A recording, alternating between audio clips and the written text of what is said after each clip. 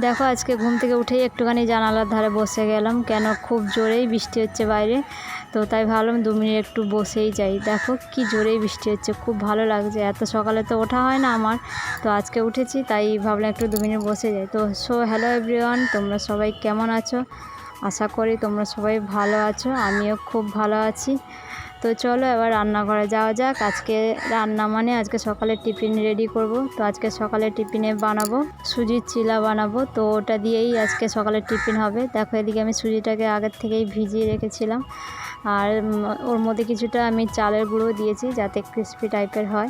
আর এখানে দেখো আমি সবজি কেটে নিচ্ছি, সবজি বলতে ক্যাপসিকাম আর পেঁয়াজ আর কাঁচা লঙ্কা কুচু করে দেবো, একটু ঝাল ঝাল বেশ ভালো লাগবে। আর চালের গুঁড়োটা দিয়েছি যাতে ক্রিস্পি টাইপের মুচমুচে টাইপের হয়, খেতেও ভালো লাগে।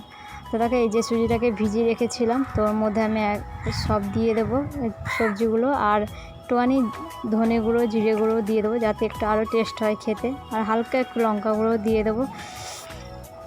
তো এই আজকে আমাদের সকালের টিফিন।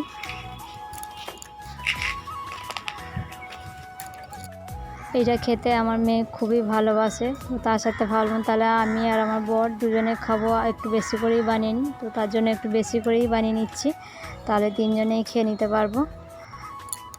তো তোমাদের সকালের টিফিন কে কী বানিয়েছে সেটা কমেন্টে জানিও, আর এটা কারা কারা খেতে ভালোবাসে সেটাও কমেন্টে জানিও। আর এদিকে দেখো দুপুরে রান্নার জন্য আমি সবজি কেটে নিচ্ছি। এই যে সজনাটা কাটছি, মাছ দিয়ে সজনাটা দিয়ে আজকে রান্না করব। তো সবজিটা কেটে নিই।